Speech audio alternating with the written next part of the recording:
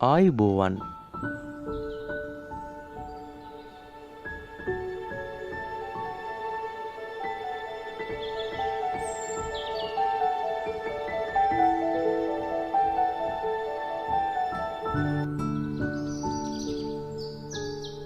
පාංශු නිර්මාණ ක්‍රියාවලිය පසක් නිර්මාණය වන්නේ කෙසේද යන්න පිළිබඳව අවධානය යොමු කිරීම පාංශු නිර්මාණ ක්‍රියාවලිය තුළින් අපේක්ෂා කෙරේ. භූගෝල විද්‍යා විෂය තුළ භෞතික භූගෝල විද්‍යාව යටතේ මෙම පාංශු නිර්මාණ ක්‍රියාවලිය පුළුල්ව අධ්‍යයනය කිරීමට ඔබට අවස්ථාව සැලසෙනවා. ආදරණීය දුවේ පුතේ, පාංශු නිර්මාණ ක්‍රියාවලිය ඉගෙනීම තුළින් ඔබට ඉගෙනුම් ඵල කීපයක් හිමි වෙනවා. එවැනි ඉගෙනුම් ඵල කීපයක් පහතින් දැක්වෙනවා. පාංශු නිර්මාණය හා පාංශු පැතිකඩ විස්තර කිරීම, පාංශු සංරක්ෂණයේ වැදගත්කම අවධාරණය කිරීම, ශ්‍රී ලංකාවේ පාංශු වර්ගවල ස්වභාවය හා ව්‍යාප්තිය පැහැදිලි කිරීම මේ අතර වැදගත්කමක් දක්වනවා.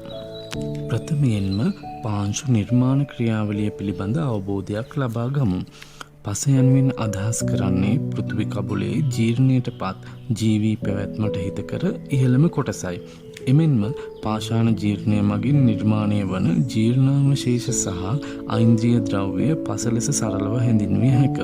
ඒ අනුව පස නිර්මාණය වන්නේ පාංශු ජීර්ණ ක්‍රියාවලිය මගින්. පස තුළ පාෂාණ ජීර්ණයෙන් එකතු වූ ඛනිජමය ද්‍රව්‍ය සහ ඓන්ද්‍රිය කොටස් ජලය වාතයද අඩංගු වේ. මෙම පාංශු කොටස පෘථිවියේ වෙසෙන ශාක හා සත්ව සංහතියේ පැවැත්ම තීරණය කෙරෙනවා. ආදරණීය දුවේ පුතේ, පසක් නිර්මාණය වීමට බලපාන ප්‍රධාන වශයෙන්ම කොටස් දෙකක් මෙහිදී සැලකිල්ලට යොමු විය යුතුයි. මෙහිදී ජීවී සහ පාෂාණ ජීර්ණය ප්‍රධාන වශයෙන් වැදගත් වෙනවා. ජීවී යනුවෙන් හඳුන්වන්නේ ශාක හා සතුන්. මෙම ශාක හා සතුන් දි รา පත් වීමෙන් ඓන්ද්‍රිය ද්‍රව්‍ය පසට ලැබෙනවා. ඒ වගේම පාෂාණ දි รา පත් වීමෙන් ජීර්ණාවශේෂ පසට ලැබෙනවා. මේ මගින් පසක් නිර්මාණය වීමේදී ජීර්ණාවශේෂ සහ ඓන්ද්‍රිය ද්‍රව්‍ය දෙකම මේ පාංශු නිර්මාණයට වැදගත් සාධක. ඒ වගේම පසක් නිර්මාණය වන්නේ පාංශු ජීර්ණ ක්‍රියාවලිය මගින්. ඓන්ද්‍රිය කොටස් ඛනිජමය ද්‍රව්‍ය පමණක් නෙමෙයි, ජලය වාතයද මේ පසක් නිර්මාණය වීමට බලපානවා.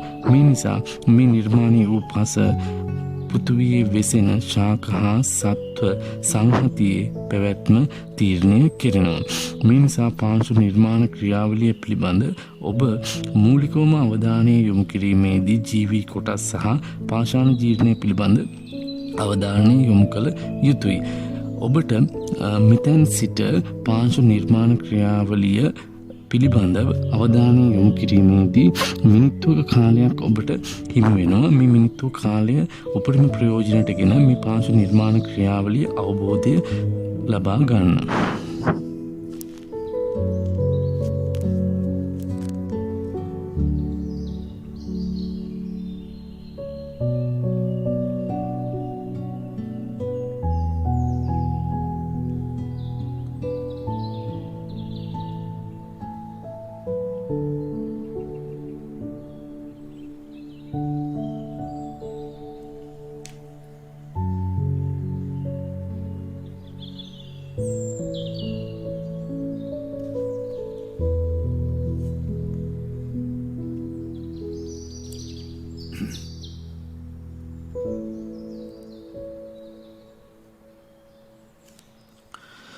ඔබට ලැබෙන කාලය අවසానයි.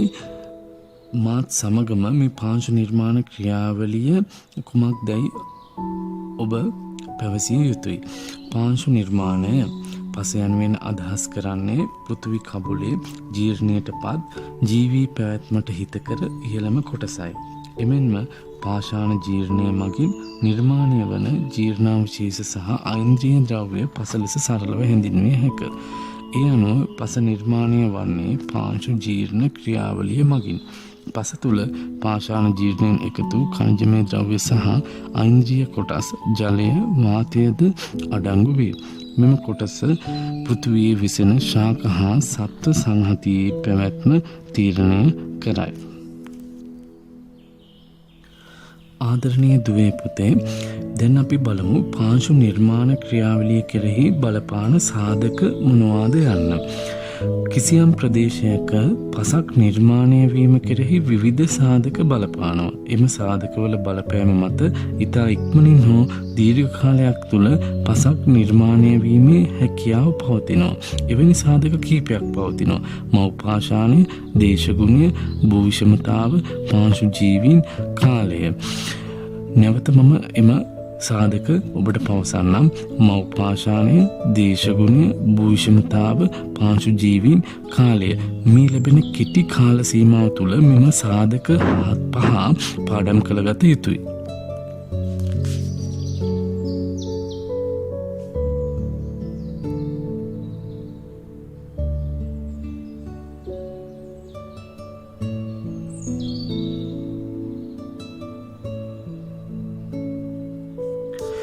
කාලය අවසන්.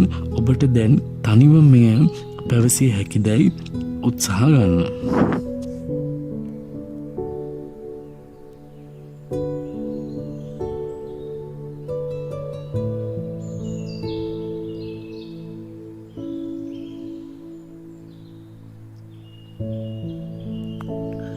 කාලය අවසන්. පාංශු නිර්මාණ ක්‍රියාවලිය යන කුමක්දැයි දැන් අපි නැවතත් විමසා බලමු. පාංශු නිර්මාණය කිසියම් ප්‍රදේශයක පස නිර්මාණය වීම කෙරෙහි විවිධ සාධක බලපානු ලබයි. එම සාධකවල බලපෑම මත ඉතා ඉක්මනින් හෝ දීර්ඝ කාලයක් තුළ පස නිර්මාණය වේ. එවැනි සාධක කීපයක්: මව්පාෂාණය, දේශගුණය, භූවිෂමතාවය, පාංශු ජීවීන්, කාලය. පසක් නිර්මාණය වීමට බලපාන ප්‍රධානම සාධකයක් ලෙස මව්පාෂාණය දැක්විය හැක. පසක් නිර්මාණය වීමට මව්පාෂාණය මූලික වෙනවා. මව්පාෂාණයක් නොමැතිව පසක් ඇති නොවේ. මව්පාෂාණය ජීර්ණය වීමෙන් පසට ඛනිජාංශු එකතු වෙනවා. මෙම ඛනිජාංශු ජීර්ණයට පත් ස්ථානයේ හෝ වෙනත් ස්ථානයක හෝ තැන්පත් වෙන්න පුළුවන්. පසට අඩංගු ඛනිජ ප්‍රමාණය පසේ පැහැය තීරණය වන්නේ මේ මව්පාෂාණය මගින්. ඇතැම් මව්පාෂාණ වේගයෙන් ජීර්ණයට පත්වන අතර ඇතැම් පාෂාණ වේගයෙන් ජීර්ණයට පත්වෙන්නේ නැහැ. එයට හේතුව ඇතැම් මව්පාෂාණ ඉතා තද මෙන්ම මෘදු පාෂාණ ලෙස පැවතීමයි. උදාහරණ ලෙස යාපනයේ හුණුගල් දිරාපත් වීමෙන් නිර්මාණය වන ටිරාරෝසා පස දැක්විය හැකියි. ආදරණීය දුවේ පුතේ, මව්පාෂාණය පසක් නිර්මාණය වීමට බලපාන ප්‍රධානම සාධකයක්. මේ මව්පාෂාණය දිරාපත් වීමෙන් තමයි පසක් නිර්මාණය වෙන්නේ. මේ පසට ඛනිජාංශ එකතු වීමක් මේ මගින් සිද්ධ වෙනවා. මෙහිදී මේ ඛනිජ ජීර්ණයටපත් ස්ථානයේම වගේම වෙනත් ස්ථානයක තැන්පත් වෙන්න පුළුවන්. ඒ තැන්පත් වීම අනුව පසේ ඛනිජ ප්‍රමාණය, පසේ පැහැය තීරණය කෙරෙනවා. ඇතැම් මව්පාෂාණ වේගයෙන් දිරාපත් වෙනවා. ඇතැම් මව්පාෂාණ ඉතා සෙමින් දිරාපත් වෙනවා. ඉතා සෙමින් දිරාපත් වෙන්නේ ඉතා තද පාෂාණ. ඉතා වේගයෙන් දිරාපත් වෙන්නේ මෘදු පාෂාණ. මේ අනුව පසක් නිර්මාණය වීමට මේ මව්පාෂාණය ඉතාමත්ම වැදගත්. මේ මව්පාෂාණය පසක් නිර්මාණය වීමට බලපාන්නේ කෙසේද යන්න පිළිබඳව ඔබට විනාඩියක කාලයක් ලබා දෙනවා මේ මතකයේ තබා ගැනීමට.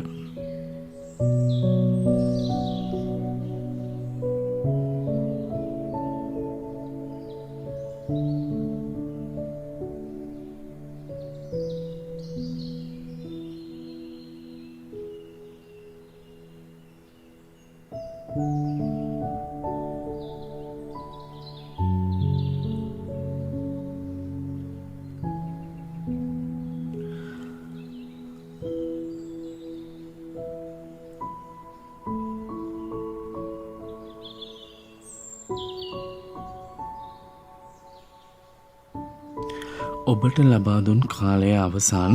දැන් තනිවම මව්පාෂාණය පසක් නිර්මාණයට බලපාන්නේ කෙසේද යන්න පිළිබඳව අවධානයට යොමු කර ගන්න.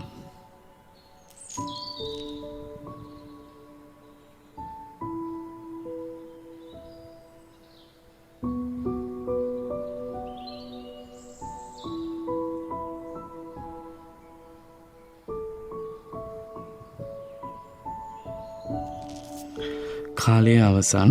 දැන් මාත් සමග මව්පාෂාණය යනු කුමක්දැයි කෙටියෙන් අවධාරණයට යොමු කර ගනිමු.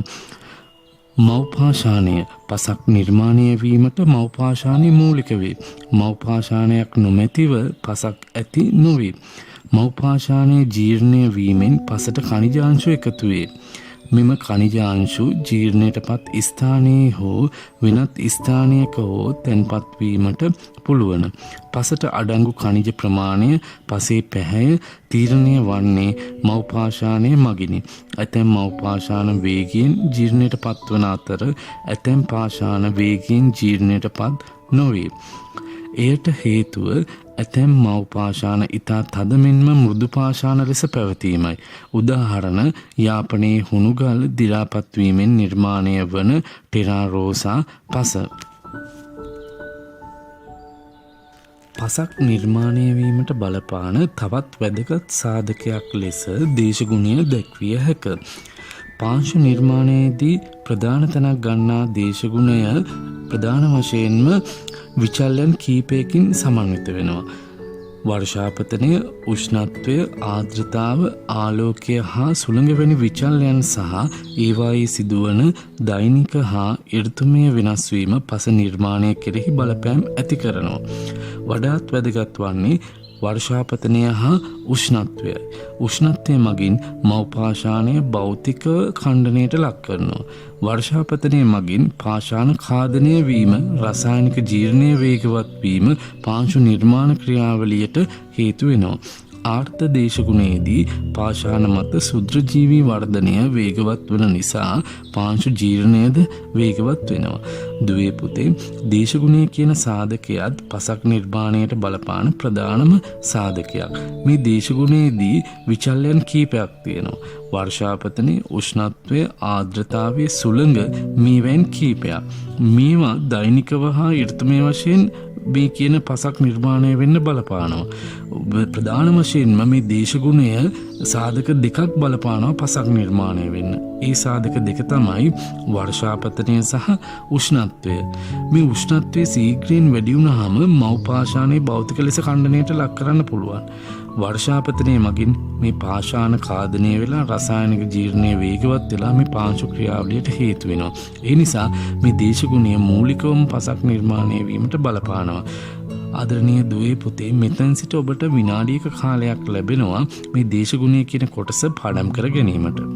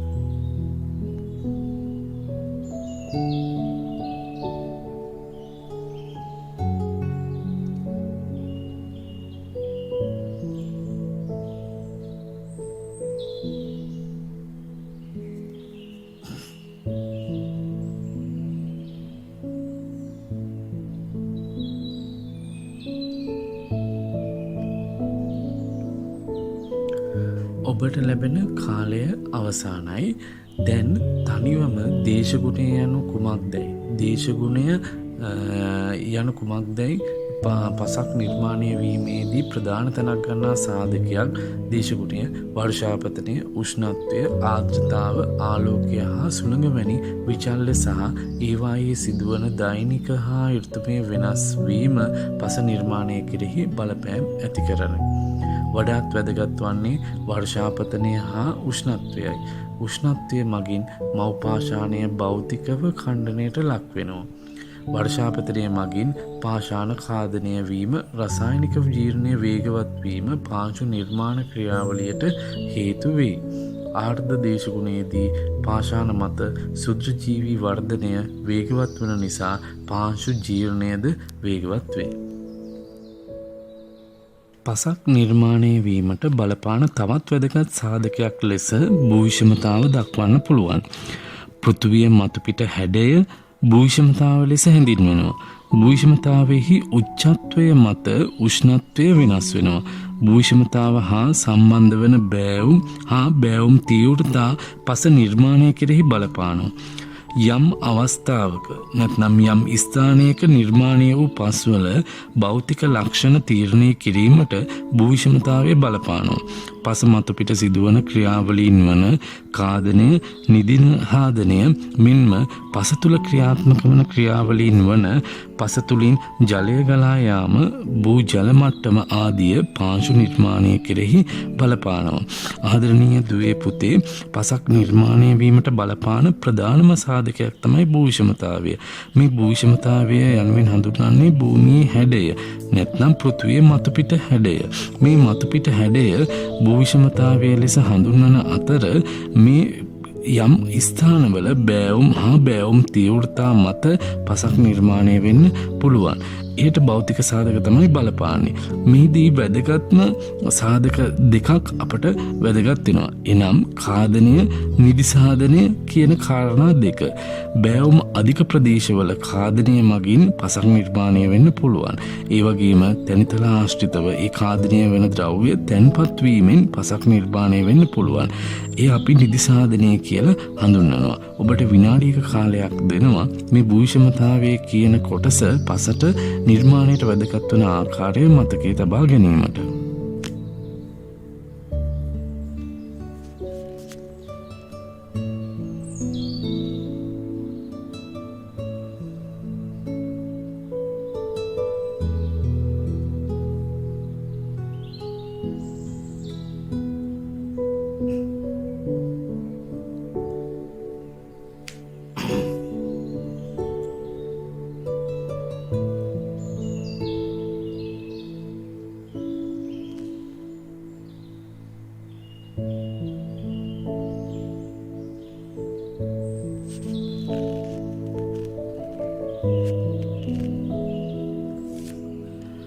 ඔබට ලැබෙන කාලය අවසానයි.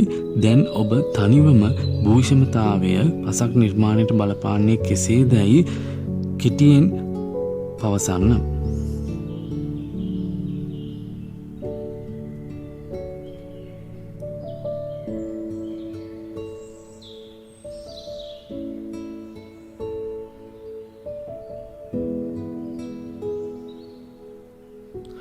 නැවත මාත් සමග පවසන්න.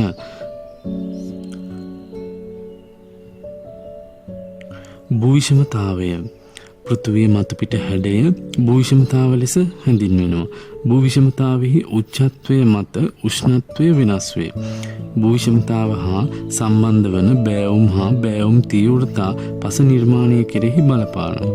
යම් ස්ථානයක නිර්මාණය වූ පස්වල භෞතික ලක්ෂණ තීරණය කිරීමට භූවිෂමතාව බලපායි.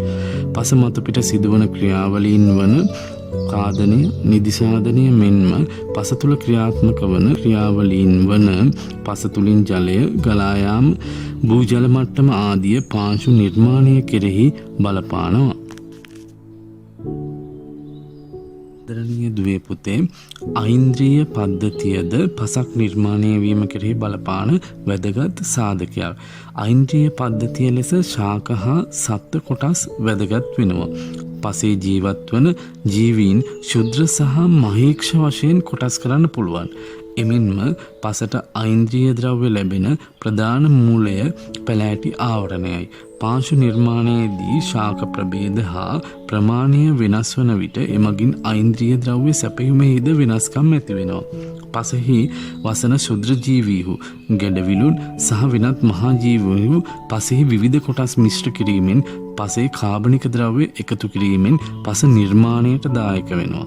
වැසි වනාන්තර සහ පතනශීලී වනාන්තරවල අධික වශයෙන් ඓන්ද්‍රීය කොටස් එකතු වෙනවා. මේවා හියුමස් බවට පත් කරනු ලැබෙනවා. මෙසේ කාබනික කොටස් පසට එකතු වීම නිසා ශාක වර්ධනයට හිතකර පසක් නිර්මාණය වෙනවා. දුවේ පුතේ, මේ ඓන්ද්‍රීය පද්ධතිය යනුවෙන් හඳුන්වන්නේ ශාක හා සත්ත්ව කොටසයි. ශාක ගත්තොත් ප්‍රධාන වශයෙන්ම විශාල ශාක වගේම ශුද්‍ර මට්ටමේ පවතින ශාකත් පවතිනවා. ඒ වගේම සතුන් ගත්තොත් ශුද්‍ර සහ මහේක්ෂ වශයෙන් කොටස් කරන්න පුළුවන්. ශුද්‍ර යනු කුඩා, මහේක්ෂ යනු විශාල. මේ කියන ශාක හා සත්ත්ව කොටස් දිරාපත් වීමෙන් ප්‍රධාන වශයෙන්ම ඓන්ද්‍රීය පද්ධතියක් නිර්මාණය වෙනවා. ඔබ මෙතැන් සිට ඓන්ද්‍රීය පද්ධතිය පසක් නිර්මාණයට වන්නේ කෙසේදැයි යන්න මතකයේ තබා ගත යුතුයි.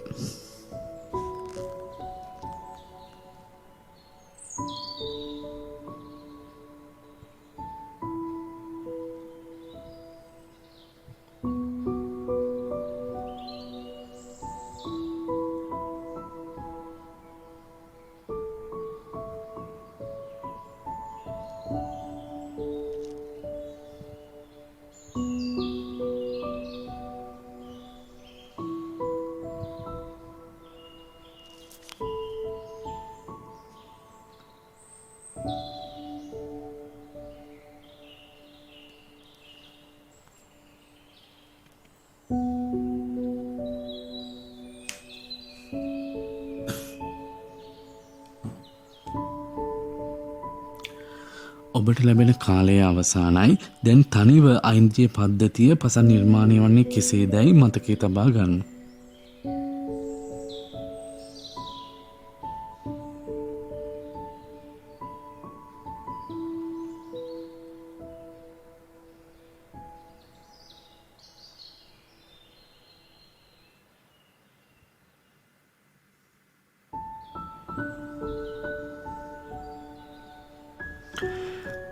කාලය අවසන් ඓන්ද්‍රිය පද්ධතියක් යනු ඓන්ද්‍රිය පද්ධතිය ලෙස ශාක හා සත්ව කොටස් වැදගත් වේ.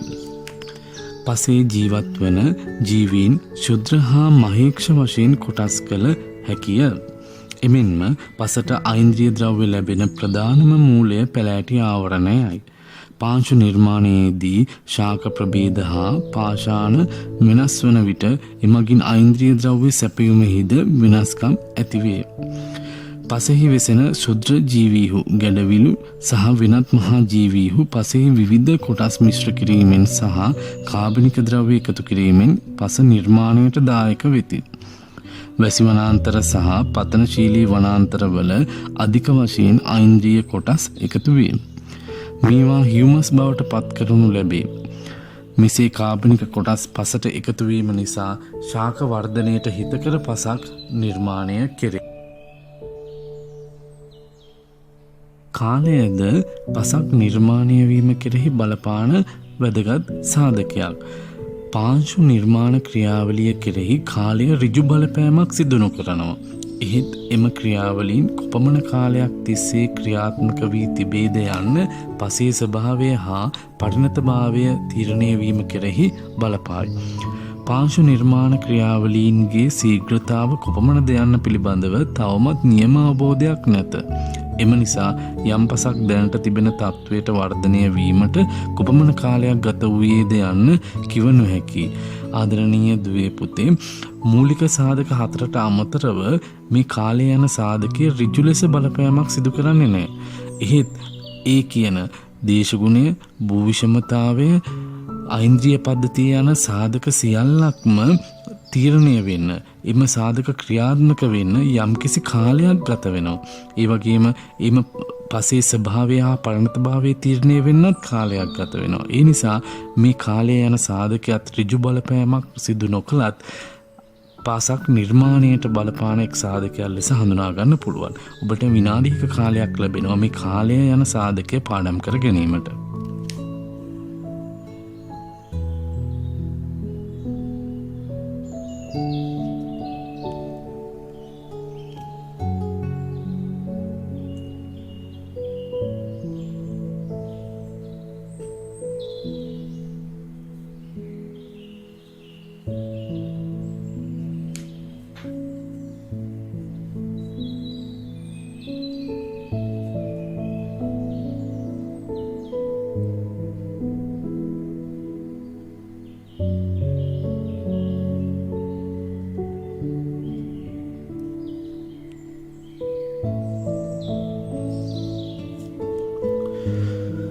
ලැබෙන කාලය අවසానයි.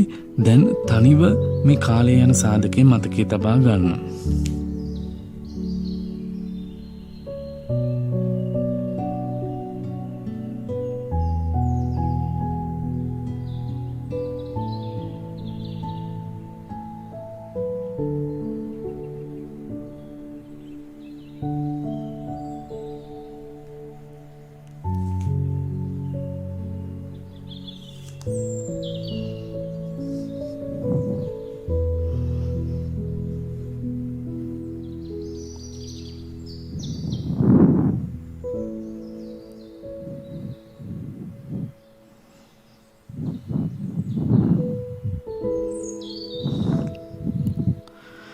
ඔබට ලැබෙන කාලය අවසానයි.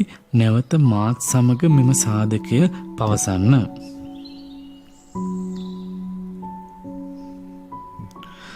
කාලය පාංශු නිර්මාණ ක්‍රියාවලිය කෙරෙහි කාලය ඍජු බලපෑමක් සිදු නොකරයි. එහෙත් එම ක්‍රියාවලීන් කොපමණ කාලයක් තිස්සේ ක්‍රියාත්මක වී තිබේද යන්න පසේ ස්වභාවය හා පරිණතභාවය තීරණය වීම කෙරෙහි බලපායි. පාංශු නිර්මාණ ක්‍රියාවලීන්ගේ ශීඝ්‍රතාව කොපමණද යන්න පිළිබඳව තවමත් නියම අවබෝධයක් නැත. එම නිසා යම් පසක් දැනට තිබෙන තත්වයට වර්ධනය වීමට කොපමණ කාලයක් ගත වූයේද යන්න කිව නොහැකිය.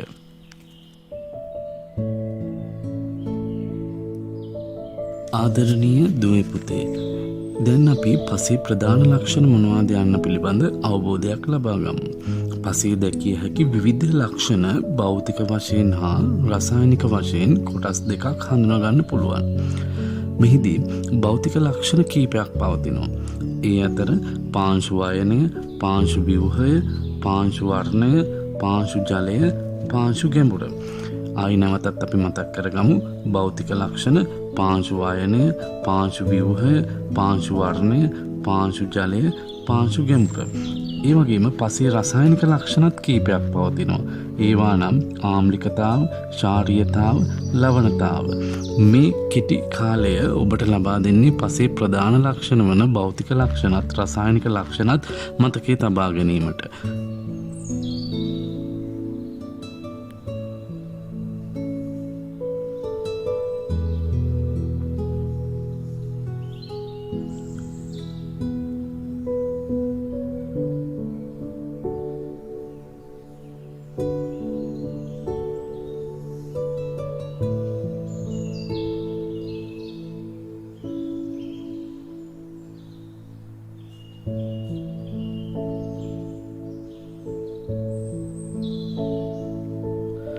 ඔබට ලැබෙන කාලය අවසන්. දැන් ඔබ පසේ ප්‍රධාන ලක්ෂණ වන භෞතික ලක්ෂණත් පසේ රසායනික ලක්ෂණත් තනියෙන් පැවසීමට හැකිදැයි බලන්න.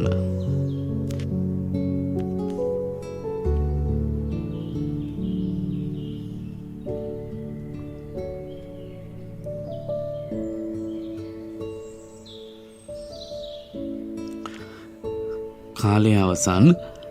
පසේ ප්‍රධාන ලක්ෂණ පසේ දැකිය හැකි විවිධ ලක්ෂණ භෞතික වශයෙන් හා රසායනික වශයෙන් කොටස් දෙකක් හඳුනාගත හැක. භෞතික ලක්ෂණ පාංශු වයනය, පාංශු ව්‍යුහය, පාංශු වර්ණය, පාංශු ජලය, පාංශු ගැඹුර. පසේ රසායනික ලක්ෂණ ආම්ලිකතාවය, ශාරීයතාවය, ලවණතාවය. ආදරණීය දුවේ පුතේ, අපි දැන් පසේ භෞතික ලක්ෂණයක් වන පාංශු වයනය යන්න කුමක්දයි හඳුනා ගනිමු. පාංශු වයනය පස් අංශුවල ස්වභාවය මත පාංශු වයනය නිර්මාණය වෙනවා. නොවේසේ නම් පසේ ඇති ඛනිජ කොටස් එකතු වී නිර්මාණය වන කණිකාවල විශාලත්වය වයනය වශයෙන් හඳුන්වන්න පුළුවන්. කණිකා යනු ඉතා සියුම් පාංශු විශේෂයක්. වැලි, මැටි, රොන්මඩ ආදියෙහි අනුපාතය අනුව රළු බව හෝ මෘදු බව නිර්ණය වෙනවා. ඒ අනුව පස් අංශුවල විස්කම්භය අනුව වයනය කොටස් කීපයකට බෙදා දක්වන්න පුළුවන්. ආදරණීය දුවේ පුතේ, අපි පාංශු වයනය පිළිබඳව මතකයේ තබා ගැනීමට මෙම කොටස නැවතත් පවසමු. පස් අංශුවල ස්වභාවය මත පාංශු වයනය නිර්මාණය වෙනවා. නොවේසේ නම් පසේ ඇති ඛනිජ කොටස් එකතු වී තමයි මේ කණිකාවල විශාලත්වය වයනය වශයෙන් හඳුන්වන්නේ. කණිකා යනු ඉතා සියුම් පාංශු විශේෂයක්. වැලි, මැටි, රොන්මඩ ආදී අනුපාතය අනුව රළු බව හෝ මෘදු බව නිර්ණය වෙනවා. ඒ අනුව පස් අංශුවල විස්කම්භය අනුව වයනය කොටස් කීපයකට බෙදා දක්වන්න පුළුවන්. මෙම විනාඩියක කාලය ඔබට ලැබෙනවා මේ පාංශු වයනය පිළිබඳව මතකයේ තබා ගැනීමට.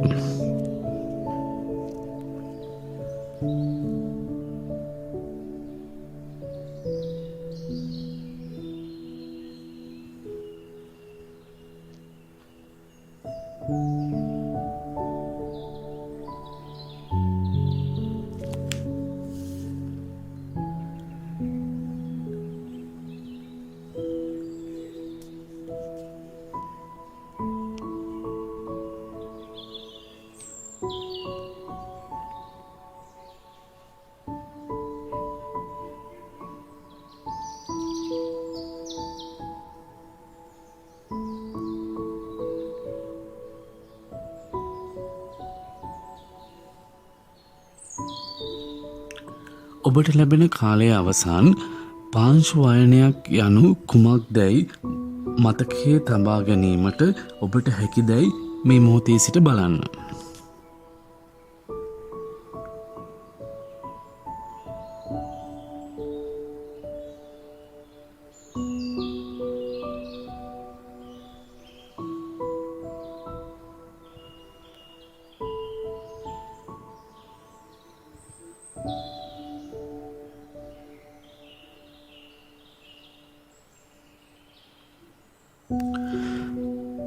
ආදරණීය දුවේ පුතේ, දැන් අපි නැවතත් මේ පාංශු වයනය යන කුමක්දැයි මාත් සමගම ඔබට පැවසීමට හැකිදැයි බලන්න. එතකොට භෞතික ලක්ෂණයක් ලෙස තමයි පාංශු වයනය අපට හඳුනා ගැනීමට හැකියාවක් ලැබෙන්නේ. පාංශු වයනය පස් අංශුවල ස්වභාවය මත පාංශු වයනය නිර්මාණය වේ. නොයසේනම් පසේ ඇති ඛනිජ කොටස් එකතු වී නිර්මාණය වන කණිකාවල විශාලත්වය වයනය වශයෙන් හඳුන්වයි. කණිකා යනු ඉතා සියුම් පාංශු අංශු විශේෂයක්. වැලි, මැටි, රොන්මඩ ආදියෙහි අනුපාතය අනුව රළු බව හෝ මෘදු බව නිර්ණය වෙනවා. ඒ අනුව පසේ විශාල විස්කම්භය අනුව වයනය කොටස් කීපයක විස්කම්භය අනුව පාංශු වයනය කොටස් කීපයකට බෙදා දැක්විය හැක. ඒ අනුව දලවැලි, මදවැලි, සියුම් වැලි, රොන්මඩ, මැටි ඒ අතර ප්‍රධාන වෙනවා. දලවැලිවල විස්කම්භය මිලිමීටර් 2කට වඩා වැඩි. මදවැලි මිලිමීටර් 2ත් මිලිමීටර් 0.2ත් අතර. සියුම් වැලි මිලිමීටර් 0.2ත් මිලිමීටර් 0.02ත් අතර. රොන්මඩ මිලිමීටර් 0.02ත් මිලිමීටර් 0.002ත් අතර. මැටි මිලිමීටර් 0.002ට වඩා අඩු. මේ ඔබට නැවත පවසන්නම්. විස්කම්භය අනුව වයනය ප්‍රධාන කොටස් කීපයකට බෙදා දක්වන්න පුළුවන්. එනම් දලවැලි, මදවැලි, සියුම් වැලි, රොන්මඩ, මැටි. දලවැලිවල විස්කම්භය මිලිමීටර් 2ට වඩා වැඩි. මදවැලි මිලිමීටර් 2ත් මිලිමීටර් 0.2ත් අතර. සියුම් වැලි මිලිමීටර් 0.2ත් 0.02ත් අතර. රොන්මඩ මිලිමීටර් 0.02ත් 0.002ත් අතර. මැටි මිලිමීටර් 0.002ට වඩා අඩු. මේ ලැබෙන මිනිත්තුවක කාලය ඔබ විස්කම්භය අනුව වයනයේ කොටස් ටික පාඩම් කරගත යුතුයි.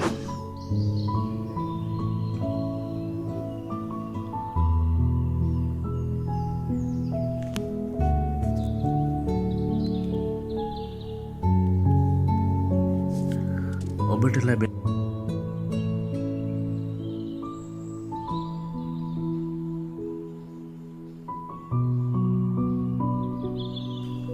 පසේ දැකගත හැකි තවත් භෞතික ලක්ෂණයක් ලෙස පාංශු ව්‍යුහය හඳුනා ගන්න පුළුවන්. ආදරණීය දුවේ පුතේ, මේ පාංශු ව්‍යුහයත් පසේ භෞතික ලක්ෂණයක් ලෙස ප්‍රධාන තැනක් ගන්නවා.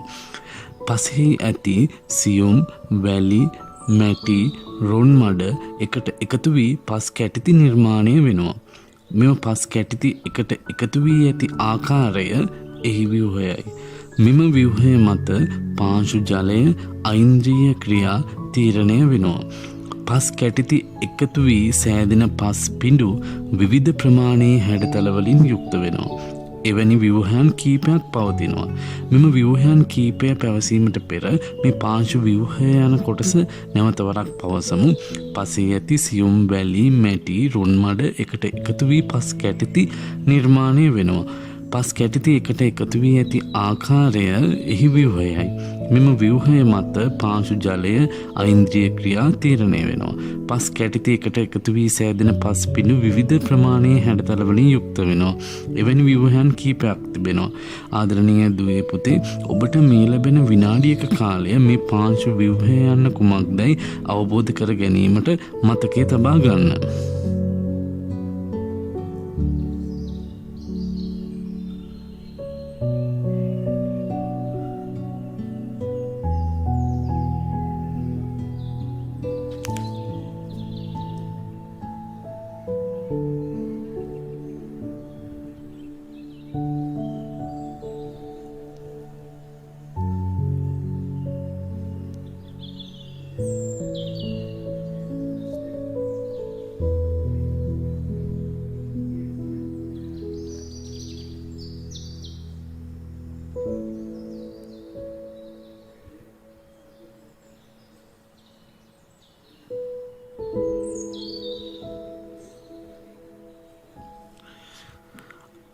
ආදරණීය දුවේ පුතේ ඔබට ලබා දුන් කාලය අවසන් වනවා. ඔබ දැන් පාංශු ව්‍යුහය යනු කුමක්දයි තනිව මතකයෙන් පැවසීමට හැකිදයි බලන්න.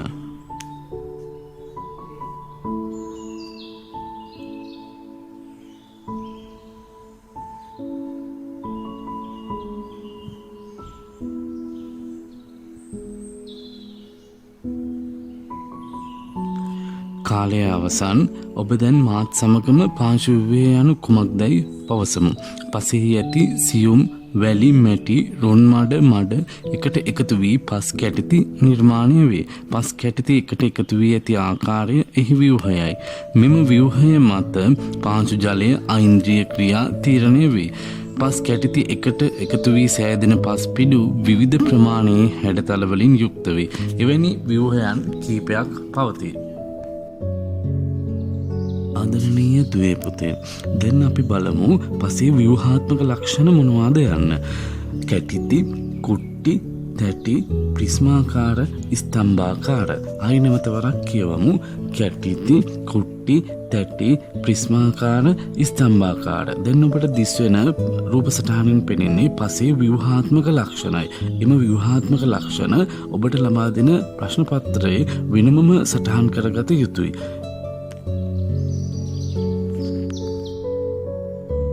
ආදරණීය දුවේ පුතේ පසේ දැකගත හැකි තවත් භෞතික ලක්ෂණයක් ලෙස පාංශු වර්ණය හඳුනා ගන්න පුළුවන්. පසේ ඇති කාබනික ද්‍රව්‍ය ප්‍රමාණය, ඛනිජ වර්ග හා ප්‍රමාණයන්, රසායනික මූලද්‍රව්‍ය හා ප්‍රමාණයන් මත වර්ණය තීරණය වෙනවා. තද කළු පැහැයෙන් යුක්ත පස් ඓන්ද්‍රිය කොටස් බහුල පසක් ලෙස හඳුන්වන්න පුළුවන්. රතු පැහැයට යුක්ත පස්වල යකඩ ප්‍රමාණය වැඩි. වියලි කලාපීය ප්‍රදේශවල රතු පස බහුලව දකින්න පුළුවන්. අලු පැහැයෙන් යුක්ත පසක කැල්සියම්, පොටෑසියම්, ජිප්සම් බහුලව දැක ගන්න පුළුවන්.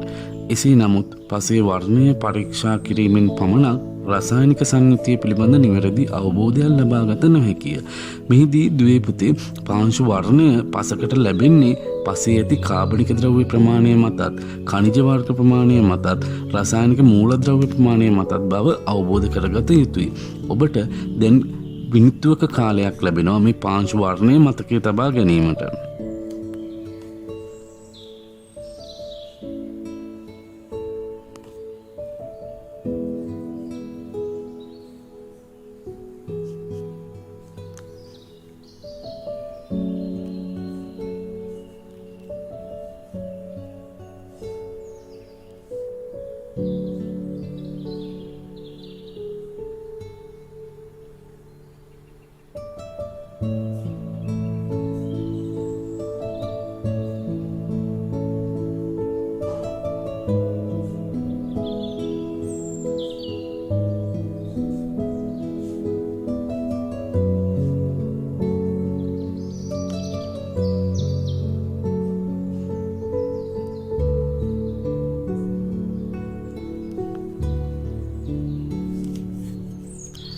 ඔබට ලැබෙන කාලය අවසానයි. දැන් අපි බලමු පාංශු වර්ණය යනු කුමක්ද යන්න. පාංශු වර්ණය පසේ ඇති කාබනික ද්‍රව්‍ය ප්‍රමාණය, ඛනිජ වර්ග හා ප්‍රමාණයන්, රසායනික මූලද්‍රව්‍ය හා ප්‍රමාණයන් මත වර්ණය තීරණය වේ. තද කළු පැහැයෙන් යුක්ත පස් ඓන්ද්‍රිය කොටස් බහුල පසක් ලෙස හැඳින්වේ. රතු පැහැයට යුක්ත පස්වල යකඩ ප්‍රමාණය වැඩි. වියලි කලාපීය ප්‍රදේශවල රතු පස බහුලව දක්නට ලැබේ. අලු පැහැයෙන් යුත් පසක කැල්සියම්, පොටෑසියම්, ජිප්සම් බහුලව දැකගත හැක. එසේ නමුත් පසේ වර්ණය පරීක්ෂා කිරීමෙන් පමණක් රසායනික සංයුතිය පිළිබඳ නිවැරදි අවබෝධයක් ලබාගත. පාංශු ජලය ආදරණීය දුවේ පුතේ පාංශු ජලයත් පසේ ඇති භෞතික ලක්ෂණයක් ලෙස දැක්විය හැක.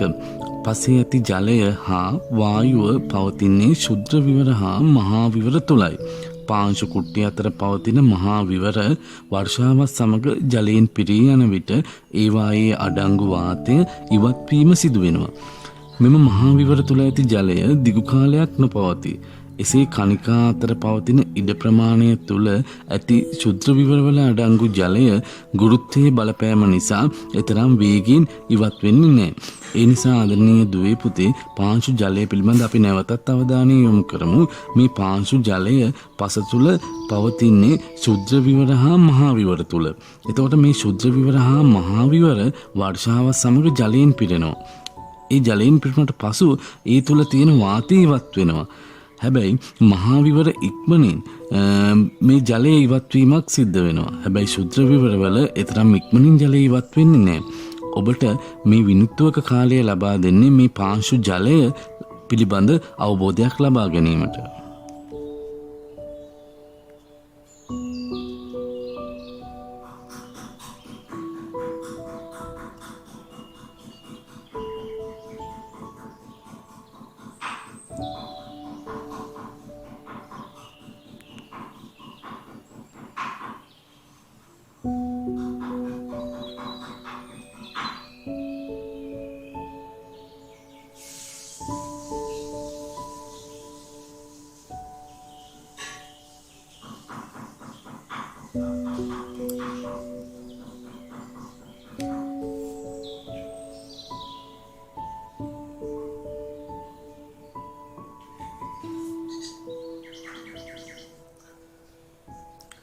ඔබට ලැබෙන කාලය අවසానයි. ඔබ දැන් තනිව පාංශු ජලය මතකින් පැවසීමට හැකිදයි පරීක්ෂා කර බලන්න.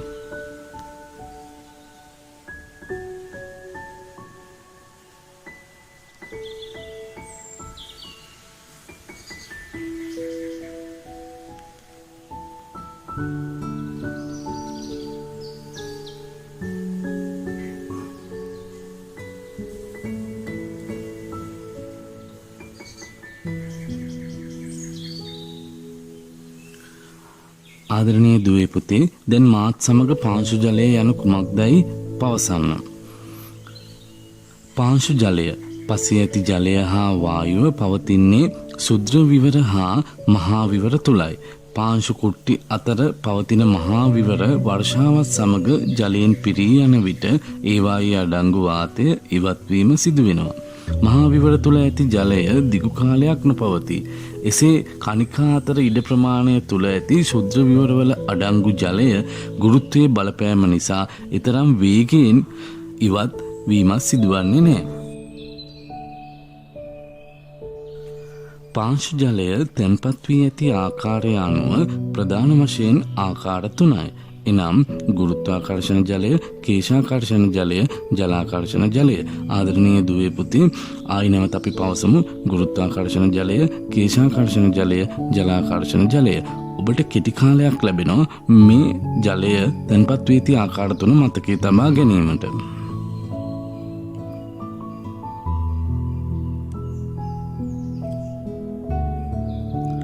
ඔබට ලැබෙන කාලය අවසానයි. දැන් අපි පාංශු ජලය පවතින ආකාර කෙටියෙන් විමසා බලමු. ගුරුත්වාකර්ෂණ ජලය.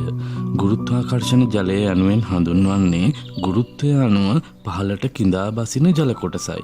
භූගත ජලයට අවසානයේ එකතු වන්නේ මෙම ජල කොටසයි. කේශාකර්ෂණ ජලය. පසේ තුල ඇති ජිද්‍ර සිදුරු තුල මෙම ජල කොටස් රැඳෙනවා. ශාක මුල් මගින් මෙම ජල කොටස් අවශෝෂණය කර ගන්නවා. ජලාකර්ෂණ ජලය. ශාකවලට උරාගත නොහැකි පසේ තෙතමනය ලෙස ඇති ජල කොටස තමයි ජලාකර්ෂණ ජලය ලෙස හඳුන්වන්නේ. මෙම තෙතමනය ඉතා පහසුවෙන් ඉවත් කිරීමට නොහැක. ආදරණීය දුවේ පුතේ අපි නැවතත් මේ ගුරුත්වාකර්ෂණ ජලය, කේශාකර්ෂණ ජලය, ජලාකර්ෂණ ජලයේ පවතින සුවිශේෂතා විමසා බලමු. ගුරුත්වාකර්ෂණ ජලය ගුරුත්වය අනුව පහළට කිඳා බැසීමේදී භූගත ජලයට තමයි මේ ජලය එකතු වන්නේ. කේශාකර්ෂණ ජලය ශාක මුල් මගින් අවශෝෂණය කරන ජලය කේශාකර්ෂණ ජලයයි. ජලාකර්ෂණ ජලය පසේ තෙතමනය ලෙස ඇති ජල කොටස ජලාකර්ෂණ ජලයයි. මේ මිනිත්තුවක කාලය ඔබ මෙම ගුරුත්වාකර්ෂණ ජලයත්, කේශාකර්ෂණ ජලයත්, ජලාකර්ෂණ ජලයත් මතකයේ තබා ගැනීමට උත්සාහ කරන්න.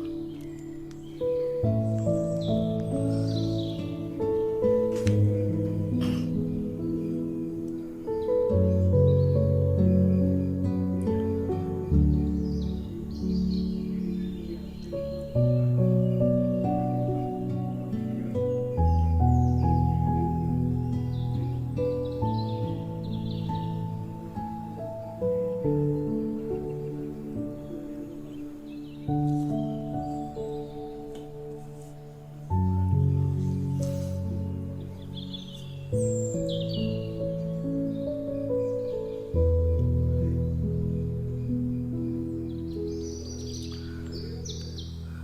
ලැබෙන කාලය අවසానයි. ඔබ දැන් තනිව මෙම ගුරුත්වාකර්ෂණ ජලයත්, කේශාකර්ෂණ ජලයත්, ජලාකර්ෂණ ජලයත් තනිව මතකයෙන් පැවසීමට හැකිදැයි පරීක්ෂා කර බලන්න.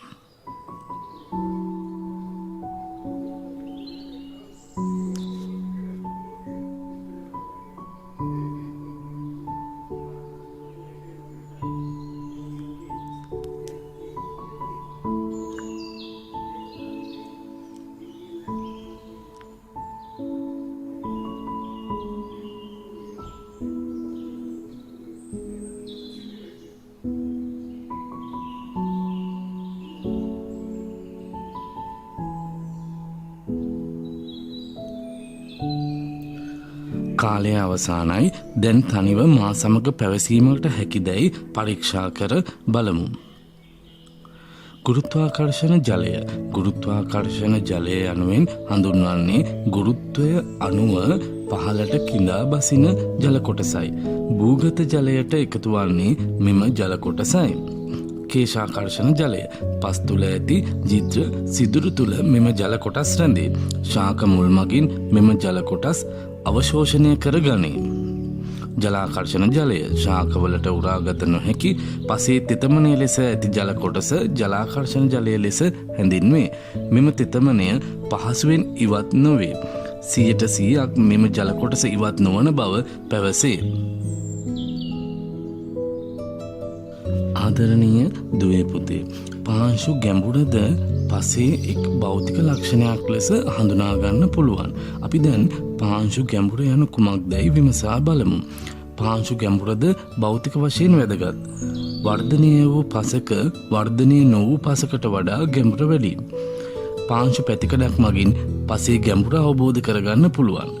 ආදරණීය දුවේ පුතේ, මේ පාංශු ගැඹුර අපට අවබෝධ කරගන්න පුළුවන් හොඳම උදාහරණය තමයි පාංශු පැතිකඩක් නිරීක්ෂණය කිරීමෙන්. මේ පාංශු පැතිකඩේ ප්‍රධාන මහල් තුනක් පවතිනවා. A Mahela, B Mahela, C මහල. මේ A, B, C කියන මහල් හොඳට පරීක්ෂා කිරීමෙන් අපට පාංශු ගැඹුර කෙසේද යන්න පිළිබඳ අවබෝධයක් ලබා ගන්න පුළුවන්. මේ ඔබට ලැබෙන මිනිත්තුවක කාලය පාංශු ගැඹුර පිළිබඳ මතකයේ තබා ගැනීමටයි.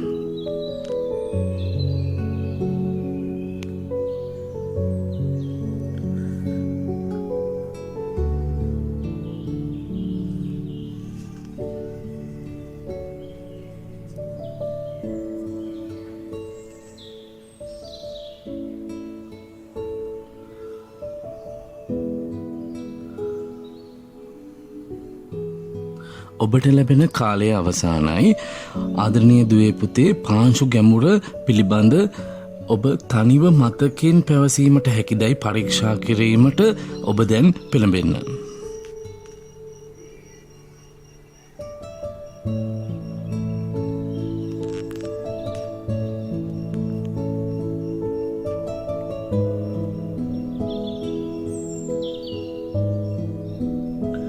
කාලය අවසానයි. දැන් මාත් සමගම පාංශු ගැඹුර පිළිබඳ පවසන්න. පාංශු ගැඹුරද භෞතික වශයෙන් වැදගත් වේ. වර්ධනය වූ පසක වර්ධනය නොවූ පසකට වඩා ගැඹුර වැඩි වේ. පාංශු පැතිකඩක් මගින් පසේ ගැඹුරද අවබෝධ කරගත හැකිය. ආදරණීය දුවේ පුතේ, දැන් අපි පසේ රසායනික ලක්ෂණ විමසා බලමු. පසේ රසායනික ලක්ෂණ කීපයක් පවතිනවා. ඒ අතරින් ආම්ලිකතාව, ශාරීයතාව, ලවණතාව වැදගත් වෙනවා. මෙහිදී මූලිකවම අවධානය යොමු වන්නේ ආම්ලිකතාවයයි. පසේ රසායනික ලක්ෂණයක් ලෙස ආම්ලිකතාවය ඉතා වැදගත්. පසක විවිධ වර්ගයේ ධන හා ඍණ අයන අඩංගු වෙනවා. ඒ අතුරින් යම් පසක හයිඩ්‍රජන් අයන අධික නම් එය ආම්ලික පසක් ලෙස හඳුන්වන්න පුළුවන්. පසක් ආම්ලිකත්වයට පත්වීමට හේතු කීපයක් තියෙනවා. එනම් වර්ෂා ජලයේ අඩංගු අම්ල තැන්පත්වීම, පසේ අඩංගු විවිධ සල්ෆයිඩ් වර්ග, රසායනික පොහොරවල අම්ල වර්ග තැන්පත්වීම හේතුවෙන් ආම්ලිකත්වය නිර්මාණය වෙන්න පුළුවන්. මෙවැනි පසක pH අගය 5.6ට වඩා අඩු වෙනවා. නමුත් 4.5ට අඩු නම් වඩාත් ආම්ලික වෙනවා. මෙම ආම්ලිකතාවයේ අඩුවීමට ඩොලමයිට් ආදිය යොදන්න පුළුවන්. ආදරණීය දුවේ පුතේ, ආම්ලිකතාවය පිළිබඳ අපි නැවත බලමු විශේෂ කරුණු. පසක විවිධ වර්ගයේ ධන හා ඍණ ආයන අඩංගු වෙන්නේ ආම්ලිකතාවයෙන්. මෙහිදී හයිඩ්‍රජන් ආයන අධික නම් ආම්ලික පසක් වෙනවා. මේ ආම්ලිකතාවයට හේතු කීපයක් තියෙනවා. වර්ෂා ජලයේ අඩංගු අම්ල, පසිය අඩංගු සල්ෆයිඩ් වර්ග, රසායනික පොහොරවල අම්ල තැන්පත් වීම. ඔබට මිනිත්තුවක කාලයක් දෙනවා මේ ආම්ලිකතාවය මතකයේ තබා ගැනීමට.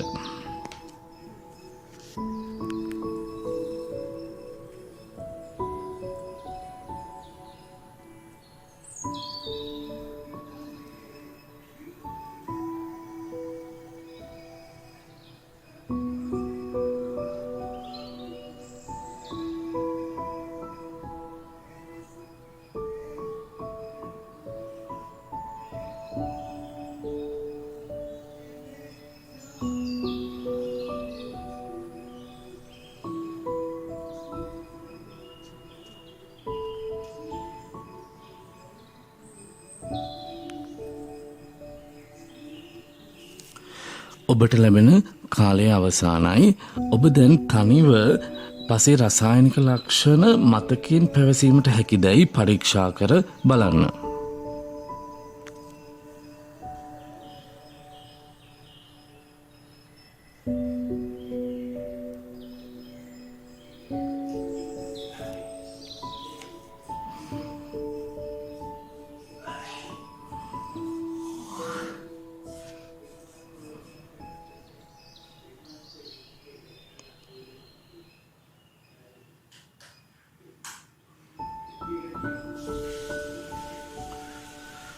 කාලය අවසానයි. දැන් මාත් සමග පවසන්න. පසේ රසායනික ලක්ෂණ. පසේ රසායනික ලක්ෂණ යටතේ ප්‍රධාන ලක්ෂණ 3ක් දැක්ගත හැක. ආම්ලිකතාවය පසක විවිධ වර්ගයේ ධන හා ඍණ අයන අඩංගු වී පවතිනවා. ඒ අතුරින් යම් පසක හයිඩ්‍රජන් අයන අධික නම් එය ආම්ලික පසක් ලෙස හඳුන්වයි. පසක් ආම්ලිකත්වයට පත්වීමට හේතු කීපයක් නිසා සිදුවෙනවා. එනම් වර්ෂා ජලයේ අඩංගු අම්ල තැන්පත් වීම, පසේ අඩංගු විවිධ සල්ෆයිඩ් වර්ග, රසායනික පොහොරවල අම්ල වර්ග තැන්පත් වීම හේතුවෙන් ආම්ලිකතාවය නිර්මාණය වේ.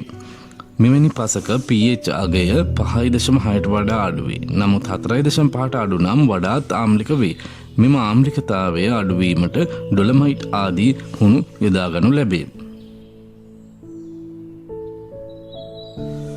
පසක දැකගත හැකි තවත් රසායනික ලක්ෂණයක් ලෙස පසේ ක්ෂාරීයතාවය හඳුන්වන්න පුළුවන්. කිසියම් පසක සෝඩියම්, පොටෑසියම් ආදී අයන අධික ලෙස තැන්පත් වී ඇතනම් එය ක්ෂාරීය පසක් ලෙස හඳුන්වන්න පුළුවන්. එවැනි පසක pH අගය 7.5ට වඩා අධිකයි. පාෂාණ ජීර්ණය, ලවණ වර්ග තැන්පත් වීම, වාරි ජලය හේතුවෙන් පසක් ක්ෂාරීයතාවයට පත්වෙන්න පුළුවන්. ආදරණීය දුවේ පුතේ, පසේ ක්ෂාරීයතාවය යනුවෙන් හඳුන්වන්නේ කිසියම් පසක සෝඩියම්, පොටෑසියම් ආදී අයන අධික ලෙස තැන්පත් වීමෙන් තමයි ක්ෂාරීය පසක් බවට පත්වෙන්නේ. මේ කියන පස pH අගය 7.5ට වඩා අධික වෙන්න ඕනේ. මෙහිදී ඒ 7.5ට වඩා pH අගය අධික වෙන්න බලපාන තත්වයන් කීපයක් පවතිනවා. ඒවා නම් පාෂාණ ජීර්ණය, ලවණ වර්ග තැන්පත් වීම, වාරි ජලය වැනි හේතු නිසා පසක් ක්ෂාරීයතාවයට පත්වෙන්න පුළුවන්. ඔබට දැන් මිනිත්තුවක කාලයක් ලැබෙනවා පසේ ක්ෂාරීයතාවය පිළිබඳ මතකයේ තබා ගැනීමට.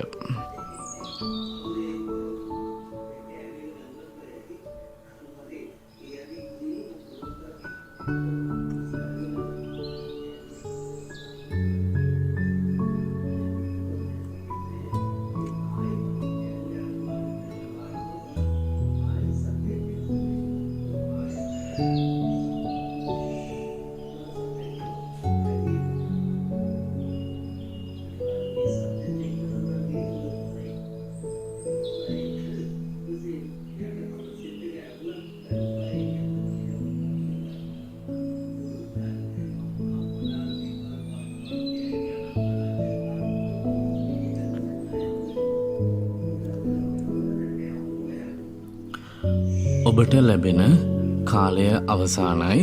දැන් ඔබ තනිව මේ පසේ ශාරීයතාවය කෙබඳුද? පසේ ශාරීයතාවය ඇතිවෙන්නේ pH ගේ කොපමණද?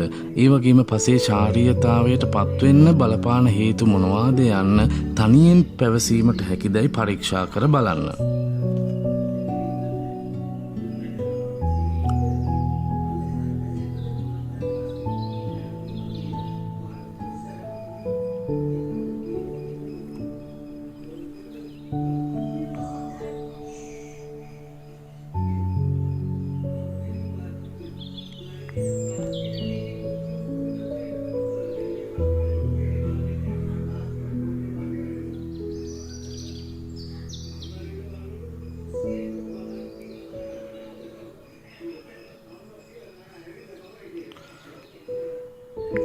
දැන් මාත් සමග පවසන්න. පසේ ශාරීයතාවය. කිසියම් පසක සෝඩියම්, පොටෑසියම් ආදී අයන අධික ලෙස අඩංගු වී ඇතනම් එය ශාරීය පසක් ලෙස හඳුන්වයි. එවැනි පසක pH අගය 7.5ට වඩා අධික වෙනවා. පාෂාණ ජීර්ණය, ලවණ වර්ග තැන්පත් වීම, වාඩි ජලය හේතුවෙන් පසක් ශාරීයතාවයට පත්වේ. ආදරණීය දුවේ පුතේ, පසේ දැකගත හැකි තවත් රසායනික ලක්ෂණයක් ලෙස ලවණතාවය හඳුන්වන්න පුළුවන්. යම් පසක අධික ලවණ සාන්ද්‍රණයක් තැන්පත් වී ඇතනම් එය ලවණතාවය ලෙස හඳුන්වයි. ලවණතාවය ඇතිවීමට විවිධ හේතු බලපානවා. එනම් පාෂාණ ජීර්ණය, සාගර ජලයේ ඇති ලවණ තැන්පත් වීම, වාඩි ජලය වාෂ්පීකරණය වීම හේතුවෙන් පතුපිට ලවණ තැන්පත් වී ලවණතාවය නිර්මාණය වෙනවා. මෙම තත්ත්වය වළක්වාලීම සඳහා ලවණ සූරා දැමීම හෝ ලවණ සෝදා හැරීම සිදු කරන්න පුළුවන්. දැන් අපි නැවතත් විමසා බලමු. ලවණතාවය කියලා කියන්නේ දුවේ පුතේ යම් පසක අධික ලවණ සාන්ද්‍රණයක් තැන්පත් වීමයි. ඒ මගින් ලවණතාවය ඇති වෙනවා. මේකට බලපාන හේතු කීපයකුත් පවතිනවා. පාෂාණ ජීර්ණයෙන් පසට ලවණ එන්න පුළුවන්, සාගර ජලයෙන් ලවණ එන්න පුළුවන්, වාඩි ජලයේ වාෂ්පීකරණයෙන් ලවණ එන්න පුළුවන්. මේ ආකාර සියල්ලගෙම ලවණ පස තුල තැන්පත් වීමෙන් ලවණතාවයක් ඇති වෙන්න පුළුවන්. දැන් ඔබට මිනිත්තුවක කාලයක් ලබා දෙනවා මේ ලවණතාවය මතකයේ තබා ගැනීමට.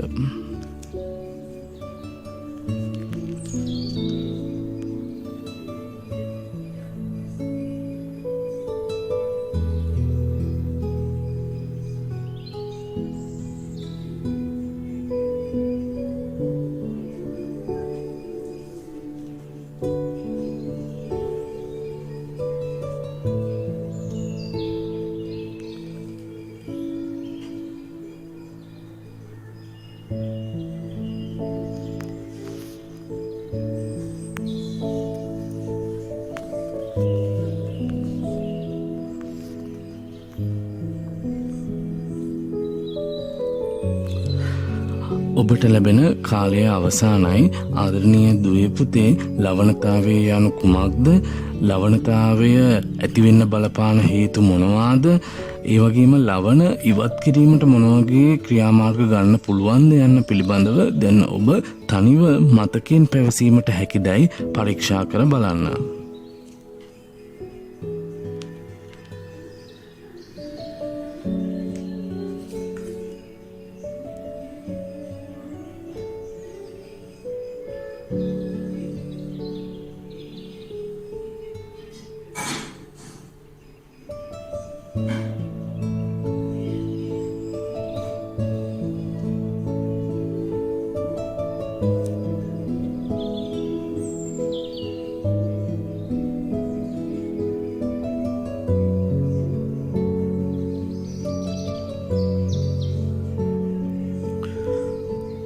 ඔබට ලැබෙන කාලය අවසානයි. දැන් මාත් සමග මෙය පැවසිය යුතුයි.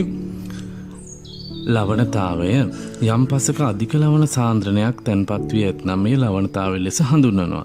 ලවණතාවය ඇතිවීමට විවිධ හේතු බලපානවා. එනම් පාෂාණ ජීර්ණය, වාඩි ජලයේ වාෂ්පීකරණය වීම ඒ අතර වැදගත් වෙනවා. මෙම තත්ත්වය වැළැක්වීම සඳහා ලවණ සූරා දැමීම හෝ ලවණ සෝදා දැමීම සිදු කරන්න පුළුවන්.